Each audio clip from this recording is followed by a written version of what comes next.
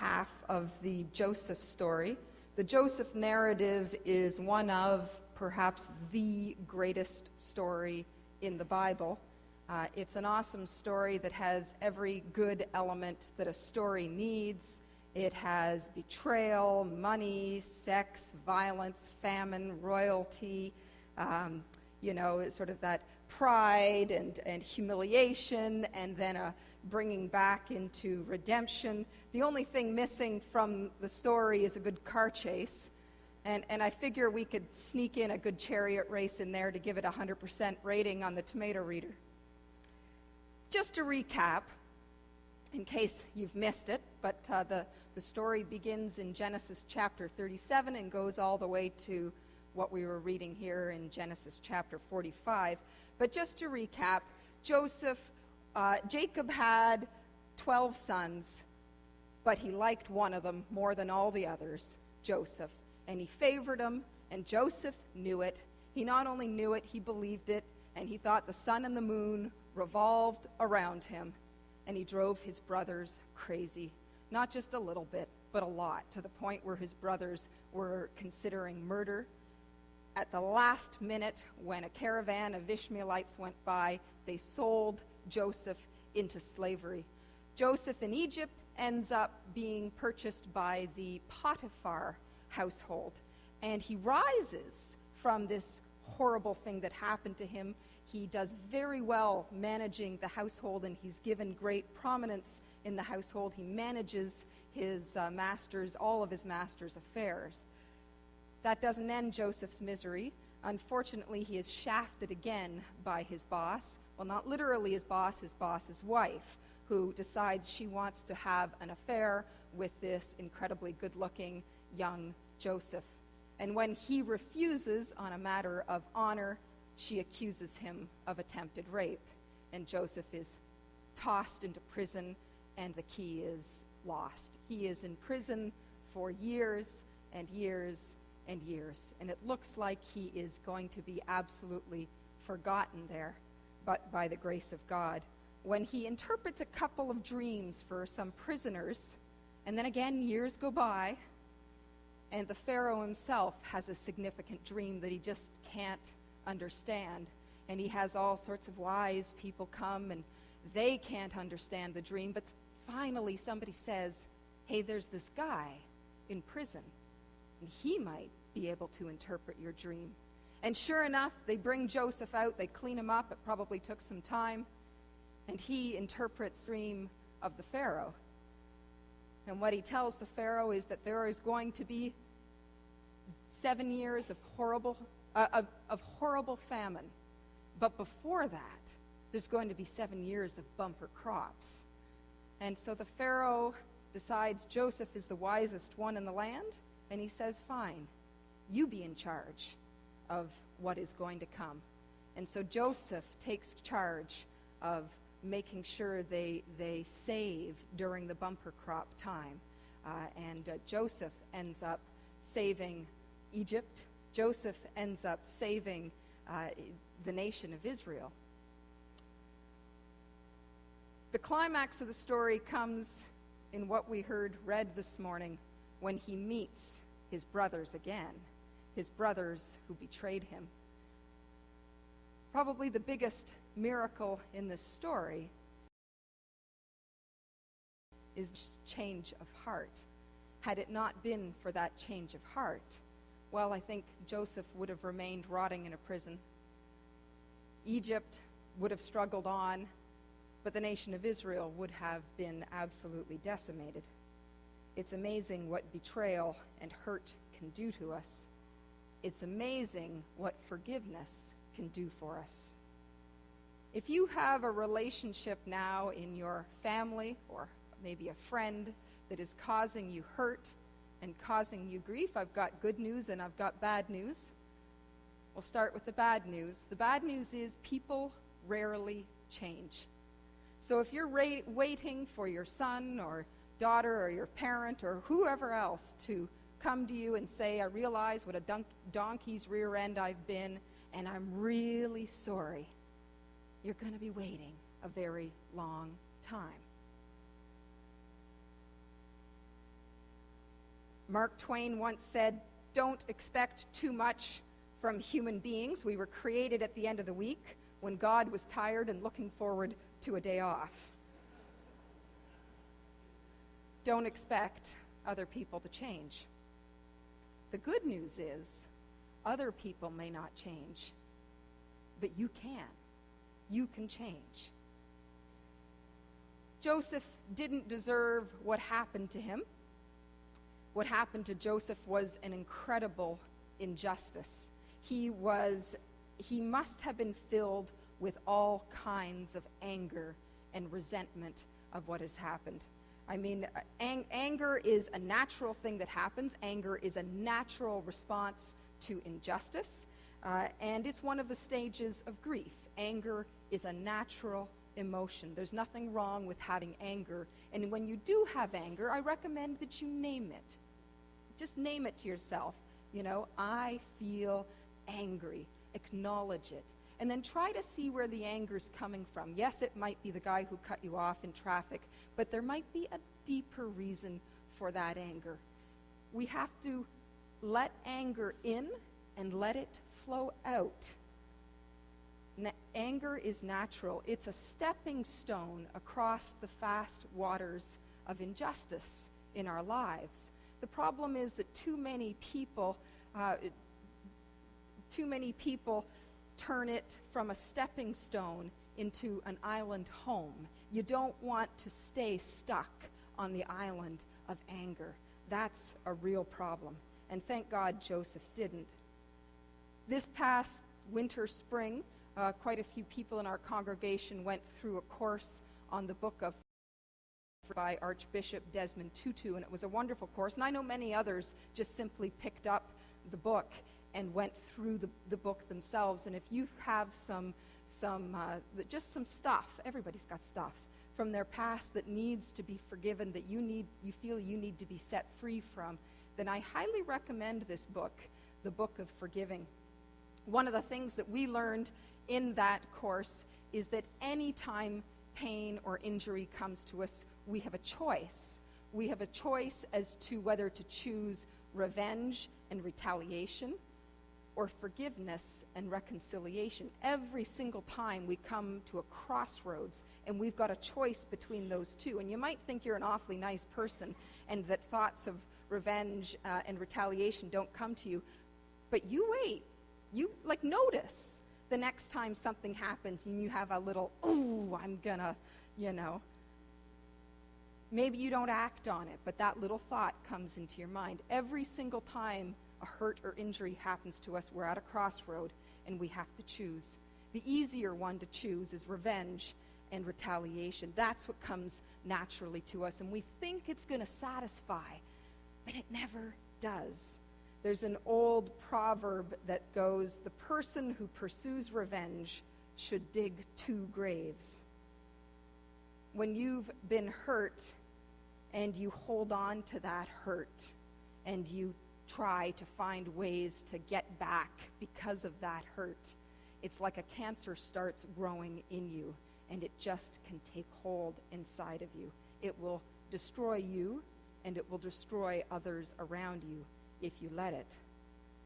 The other path, the harder path, is to choose to forgive. And it is a choice. It doesn't tend to come naturally as a feeling.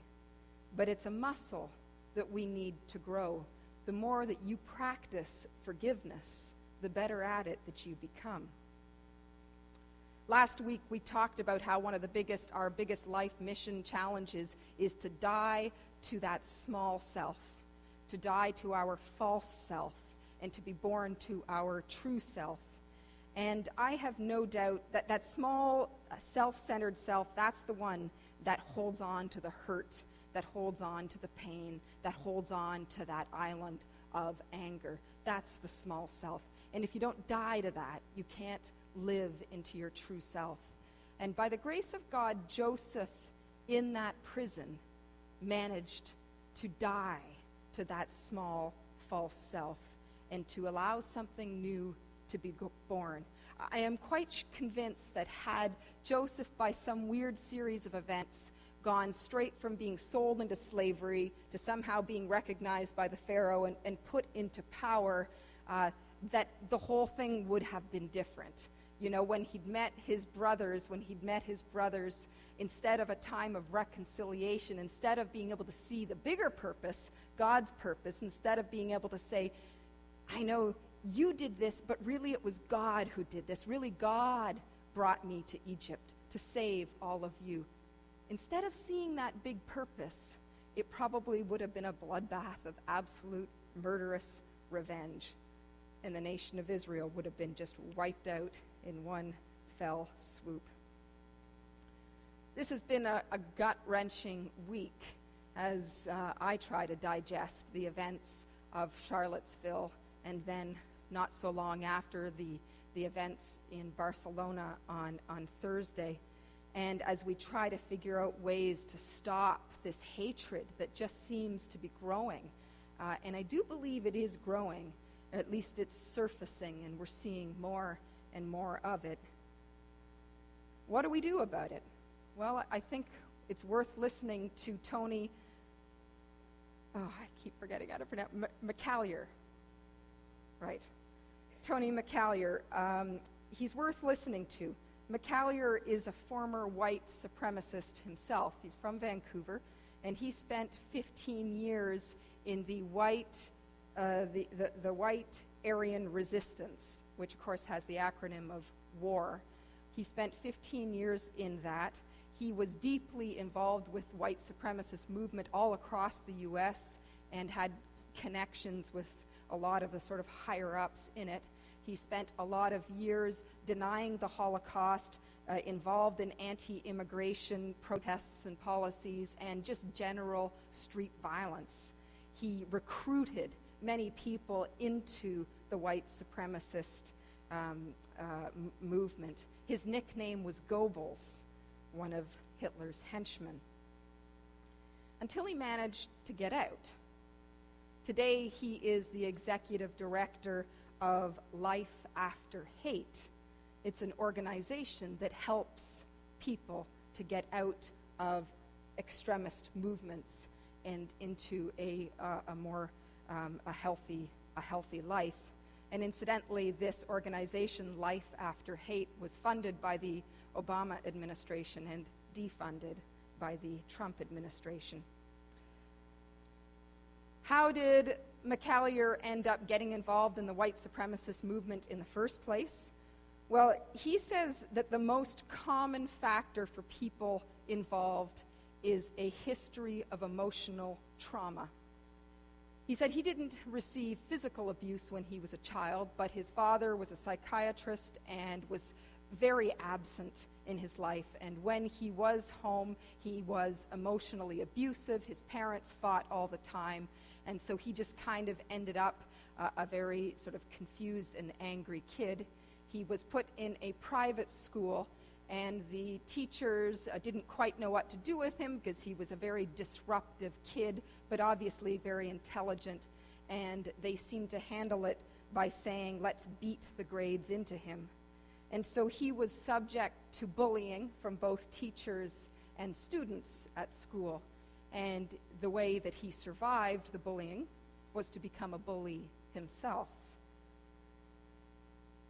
When he ended up meeting some punks who were part of the white supremacist movement, he said what he found there was a sense of belonging, a sense of purpose, and a sense of power coming from a place where he felt powerless. Isn't that interesting? A sense of belonging, a sense of purpose, and a sense of powerfulness where he felt powerless.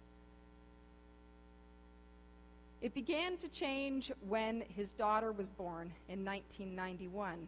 He said he had a tingling that went from the top of his scalp all the way down his body, and it was like the first time he'd allowed himself to feel real emotions. And when his son was born a few years later, his whole world sort of began to crumble.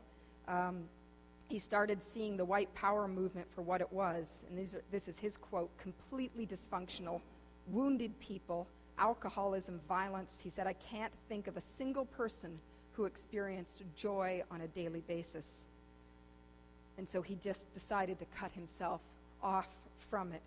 He calls himself and other people who have gotten out of it formers. And he said the hardest thing for him and for other formers in getting out is to forgive themselves for what they've done.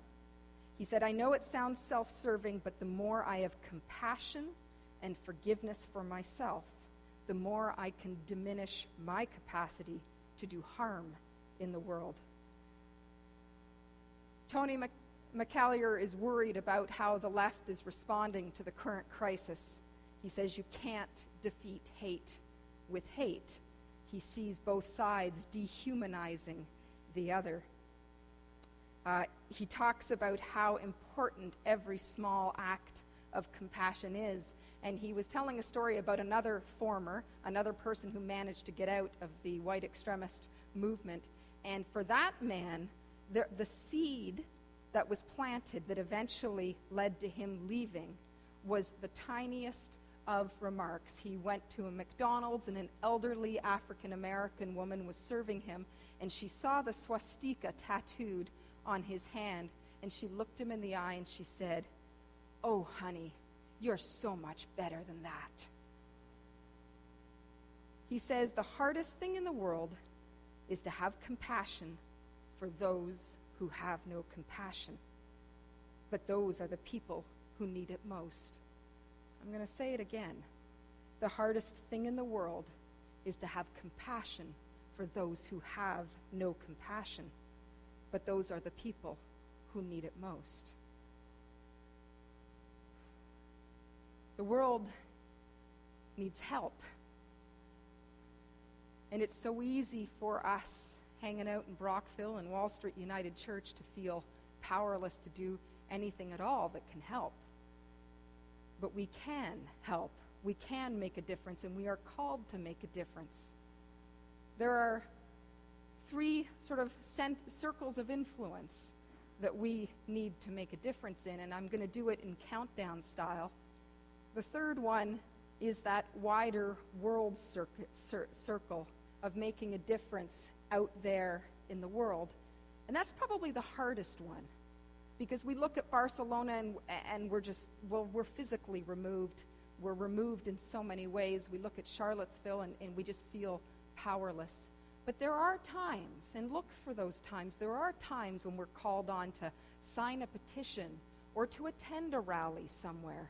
And when we can do those things, we should act and make a difference. The second thing is here in Brockville. And to me, this is an even greater importance. We need to build bridges.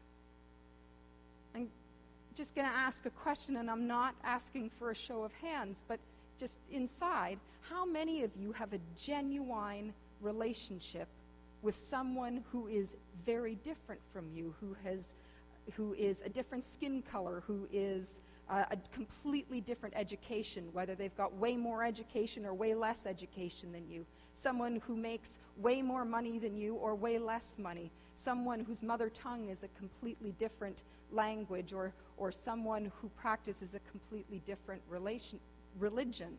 How many of you have a strong friendship with someone who is very different from you? We are called to build bridges, and we build bridges by connecting with people who are different from us.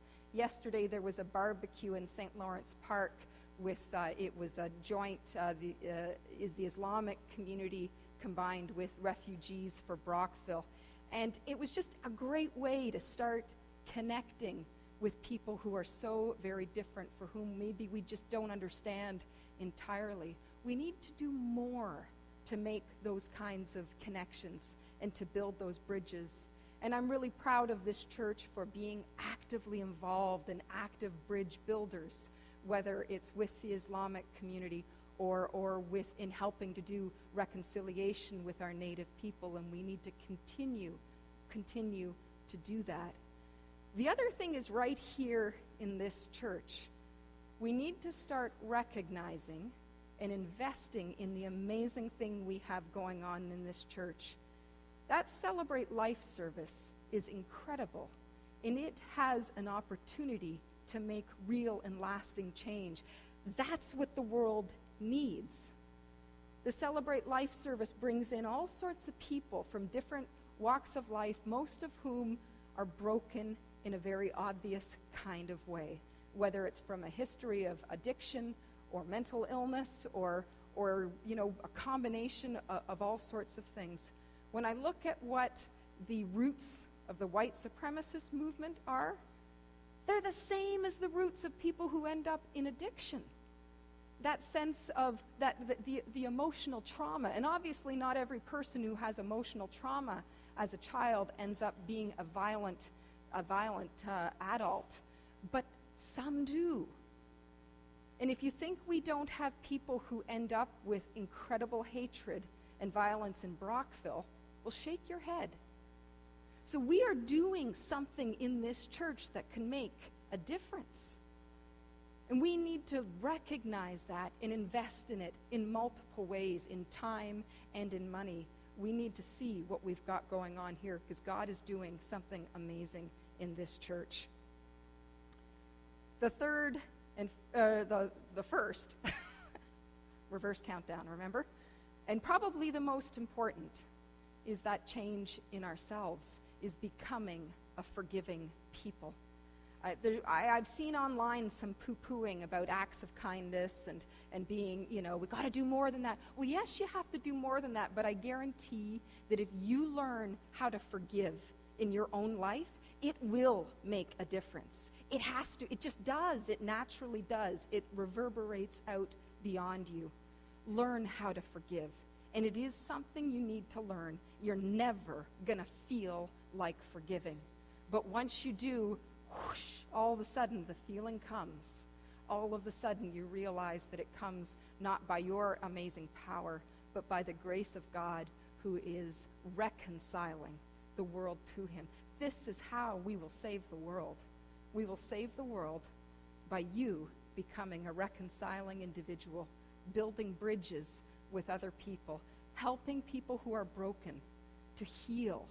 We, as a church, we are a church that has had as its mission statement the God loves all, so do we. We are a place of belonging. We are a place where we welcome absolutely everyone into that place. And that's not enough. We also need to be a place of healing and of transforming. We need to be a place where broken people can find new life. And those seeds just grow and grow into an incredible field, and we can make a difference. Thank God for Joseph, for his forgiving example. Thank God for Jesus in his reconciling the world. Thank God for this church and for you. Amen.